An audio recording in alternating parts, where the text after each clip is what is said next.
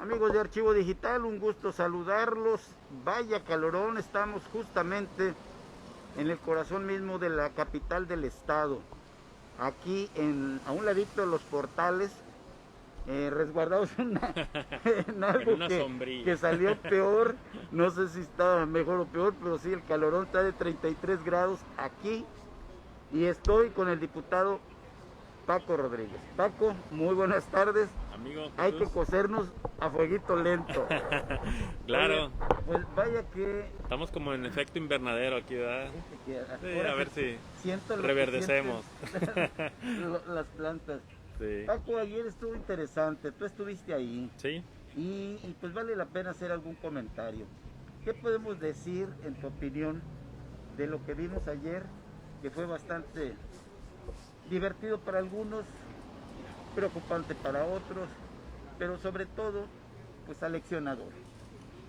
El informe del gobernador que ayer se presentó en el Congreso del Estado, que lo llevó José Ignacio Peralta, Nacho, ujú, y que pues de alguna manera el protocolo se realizó en los más o menos términos que estábamos esperando. Hoy sí. no hubo sombrerazos No, afuera, los sombrerazos se dieron adentro, pero poquito. ¿Qué podemos opinar y comentar al respecto, Paco, por favor? pues creo que deja varias lecturas.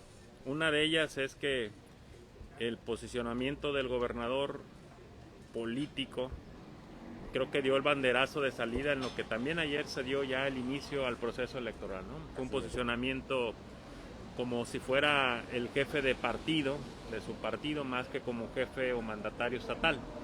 Pues porque ya meterse directo a la crítica abierta, frontal, hacia el presidente o al gobierno federal, más que eso también fue como ya un distanciamiento y señalar los errores, ahora sí que del partido en el poder, ¿no? De Morena, ¿no? A nivel federal, y como que estar prácticamente del decálogo electoral, así que dictando línea del contenido de la campaña, ¿no? Entonces creo que él está en su derecho de hacerlo. Creo que no debería haber sido quizás el momento adecuado por el ser el informe, ¿verdad? Sin embargo, bueno, ya está en su derecho de hacerlo y yo digo que con eso él prácticamente se metió a esta contienda electoral. Hay que tener mucho cuidado porque no se debe de meter tanto un gobernante porque luego se anulan las elecciones, pero sí marcó pues ya una línea, tiró línea pues política electoral en este contexto, ¿no? Esa es la parte quizás lamentable que pudiéramos de alguna manera decirlo hasta cierto punto. Sin embargo, bueno, también lo que enumeró pues no son mentiras, ¿verdad? Es algo que hemos estado de alguna manera señalando todos los actores políticos, y escucharlo del gobernador y en el Congreso pues también marca una agenda de, si lo vemos desde la perspectiva de colimenses, de ciudadanos, de lo que nos está faltando, ¿no? De lo que principalmente debemos de analizar y, y reflexionar pues que los fallos pues que ha habido en el gobierno federal y de qué manera está afectando al Estado, ¿no? Pues sobre todo se ve la repercusión, ¿no? Desde lo que yo vi ahí en el momento, como lo dices, hizo una numeralia de fallos que de alguna manera se han estado atribuyendo a Colima, Sí, a sus autoridades, a ustedes, al gobierno, y donde siempre dicen, no, es que Nacho tiene la culpa, la inseguridad es culpa de Nacho. No tenemos el Colima que él ofreció de seguro vivir feliz. y feliz, por culpa de Nacho. Ujú. Pero lo que él puntualizaba ayer, a ver, los recortes, ¿qué pasó? Los programas tachados, ¿qué pasó? La serie de acciones, ¿qué pasó? Que yo es lo que yo para mí le destaco, que ya pare de esta mordaza Ujú. que se estaba autoponiendo y que yo no veía sentido de las acusaciones y tú tienes la culpa y tú tienes la culpa. Sí. Así que qué bueno que se hizo así. Ahora, ¿qué nos falta?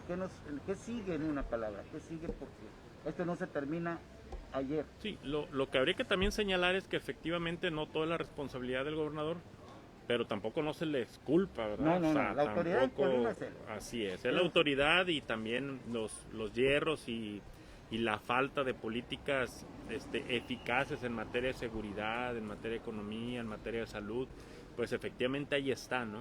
y que también la falta de popularidad que tiene el mandatario, ahí está, la falta de reconocimiento de la población.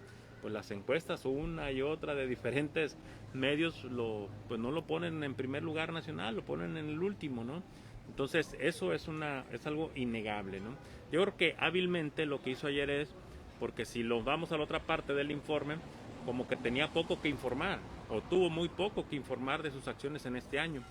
Y entonces pues mejor, como aquí ahorita estamos dialogando sobre su posicionamiento, hábilmente mete ese tema y desvía la atención, ¿no? Una especie de cortinilla de humo, una especie de...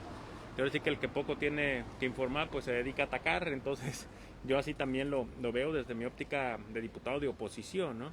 Entonces yo creo que sí esperamos más respuestas, ocupamos más atenciones sobre los problemas puntuales del Estado. Y te pongo un ejemplo, porque me dices, ¿qué sigue? Pues el tema de qué sigue es, si él plantea que dieron 80,000 despensas para apoyar, qué bueno que lo hizo. Pero si te pones a verlo, 80,000 despensas, si fueran muy buenas despensas, a lo mejor de 100 pesos son 8 millones de pesos, pero nomás se les dieron a 80,000 personas en cuánto tiempo, y con esos 8 millones de pesos no se podría haber hecho otro tipo de cosas o de acciones, ¿no? Necesarias. Entonces, como que un gobernante que nada más tenga para presumirte 80,000 despensas y no tenga más, pues dice que qué pobre acción política se hizo, ¿no? Sí hay otros temas ahí importantes que señaló, pero son como los temas que uno debe poner en la balanza, ¿no? Me informas 80,000 despensas, pero sí tienes la mitad de tu discurso para señalar los errores del gobierno federal. Qué bueno que lo hizo, sin duda alguna, pero también hay que señalarle los errores a él. Y no hay que no nos distraiga pues con esa zanahoria, ¿no? Ahorita lo importante es que va a llegar, o ya, no sé si ya llegó o va a llegar la propuesta de presupuesto del próximo año. Sí. En el antecedente, este año, con el COVID, no se tenía previsto ningún recurso presupuestado específicamente al COVID. Así es. Y lo tuvimos el COVID. Lo tenemos, no lo tuvimos, lo tenemos. ¿Cómo va a estar el año que entra? Mira, ¿qué es lo que van a exigir ustedes como diputados? Un servidor presentamos ya desde hace meses, cuando estábamos a mitad de arrancando esta pandemia, una iniciativa para el tema del fondo, para un fideicomiso en materia de salud. Este es el 1% del total del presupuesto, que puede llegar a 140, 150 millones de pesos por año. Hay que hacer memoria, el sistema de salud en el estado ya padecía de deficiencias, no había suficiente de medicamentos, los centros de salud cerrados, los médicos no recibían las plazas, no tenían las plazas adecuadas o no recibían el pago necesario, los tenían haciendo suplencias. Dichas suplencias tampoco se les retribuía de manera justa ni tenían la certeza laboral. En fin, una serie de problemáticas en el sector salud que todos los conocíamos. Endeudado a la propia Secretaría de Salud con unos pasivos importantes. De pronto llega el tema de la pandemia y pues agrava, ¿no? Y nos pone en una situación todavía mayor complicada. Ahora sí que desnuda, le quita el velo a la problemática y deja a relucir la problemática que tenemos en salud. ¿Qué debemos de hacer ahora? Pensar en largo plazo, lo que no se venía haciendo. Prever recursos a largo plazo o a mediano plazo. Por eso propongo un fideicomiso, que tengamos 150 millones de pesos, un apartadito, y que año con año dicho recurso a través del fideicomiso, con vigilancia ciudadana, con participación del Congreso, obviamente administrado por el Ejecutivo, porque no debe ser de otra manera, pero con una suficiente observación para que se esté trabajando en esta reconversión hospitalaria, profesionalización de los médicos, del personal de enfermería, del personal inclusive administrativo del sector salud, en materia de inversión de equipamiento, de infraestructura, inclusive quizás construcción o ampliación de algunos hospitales que tenemos en Colima. Eso debe estarse ahí, manteniendo y no tocarse, no meterse a esta gran bolsa que significa el gasto operativo de salud, porque sería como un barril sin fondo, como una trituradora donde todo lo que le pongas ahí prácticamente se desaparece, sino dejarlo aparte, ¿no? Creo que esos que deben de invertirse, que deben de contemplarse. Ese es un tema de planteamiento en el presupuesto, en la política de gasto del Estado para el siguiente año, ¿no? Entonces ya tenemos, hago el resumen, ya tenemos en salud que ocupamos 140 millones, le metemos al empleo 515, ya llevamos 655, ¿no? Y falta seguridad. Además. Tomando en cuenta que de gobierno federal a lo mejor se va a recibir o a lo mejor no se va a recibir. No se va a recibir. ¿Cuándo? Y lo que se va a recibir se va a reducir, porque en materia de salud, si teníamos 7,000 millones para vacunas, hoy tenemos 2,500. Sí. el cuadro básico de vacunación, ya ni siquiera contemplar ahora el tema del COVID. O sea, ese es un tema serio. Si en materia de educación están reduciendo para las escuelas de tiempo completo, si el tema de seguridad del gobierno federal le está reduciendo el tema del Fortaxe que platicamos la otra semana, en fin, pues ahí se va sumando, ¿no? Ahora, súmale además un proceso electoral que este mes inicia. Sí.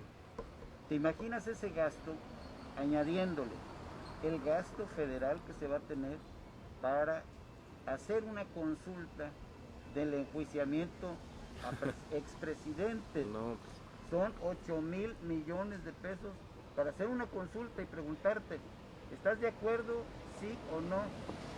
Algo que pues algo que no entiendo. necesita hacer. No lo entiendo. El presidente de la República tiene las facultades constitucionales para denunciar a cualquier servidor público que haya cometido un acto ilícito, ¿no? A través de la Secretaría de la Función Pública se pueden documentar, se pueden investigar, se pueden denunciar, abrir los expedientes de investigación, y si esto resultan en responsabilidades graves como un peculado, entonces se tiene que girar dicha denuncia a la Fiscalía, se investiga y resulta culpable, se procede. No tiene por qué hacerse consultas públicas para aplicar. Ningún partido político se va a dar un balazo en el pie. Moreno obviamente le plantea al resto de los partidos que se reduzca el 50% su presupuesto, pero porque ahorita es el partido millonario, ¿no? Es el que tiene más, ¿no?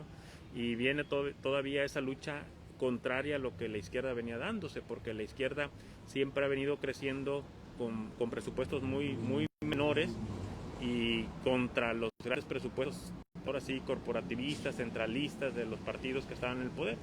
Ahora hay que quitarle a la competencia su presupuesto a la mitad, porque yo ya tengo no solamente lo que invierten desde el gobierno federal, que son 330,000 millones de pesos en los programas sociales, sino además ese aparato gubernamental que va a servir para las elecciones, que están armando una base clientelar, tienen el presupuesto del partido y saben que le envían eso al Congreso porque el resto de los partidos no van a querer y le ganan tajada electoral, le ganan tajada en el debate, ¿verdad? Si se lo aceptan el resto de los partidos, pues se dan un balazo en el pie, como te lo digo claramente. Entonces hay que decir, sinceramente, no lo van a aprobar, ya no lo aprobaron, ya iniciaron el proceso, pero lo que sí se va a cuestionar es la forma en cómo se haga campaña. Claro. Cada candidato y cada partido político, si se ve en el dispendio, a la gente le va a ofender. Y por mejor candidato que vaya en las encuestas o candidata que vaya en las encuestas, va a ser criticada en la manera en que se haga un dispendio electoral para conseguir el voto. Tiradero de dinero. Así es, entonces es como una especie que hemos caído, ahora sí que una misma trampa en la que se ha hecho una cultura, el donar cosas, el regalar, lógicas, más ambientales, más sustentables en ese contexto, ¿no? Actualmente está una empresa que rescata algo de los residuos sólidos, se les vende, pero necesitamos crecer, no es suficiente. En esencia, mi idea es que los municipios, los ayuntamientos, en el caso de la capital, regrese principalmente a su esencia que le marca la Constitución, que son los servicios públicos, que es el tema de drenaje, que es el tema, bueno, el agua potable está concesionada a través de Ciapacop, pero es un tema fundamental, es el tema de alumbrados, el tema de calles, es el tema también de parques y jardines, es el tema de sanidad, es el asunto fundamental de seguridad pública, porque luego los ayuntamientos desperdician algo de dinero o lo destinan a actividades que no son propias del ayuntamiento y entonces no alcanza el dinero. Entonces tenemos que concentrarnos, como es un año difícil, el 2021, más reducido de las finanzas, concentrarnos a las prioridades, a las cuestiones objetivamente claras en las que nosotros necesitamos atender a la población. Ahí donde entran ustedes como diputados para normar esta situación. Básicamente nos toca aprobar la ley de ingresos que envían los alcaldes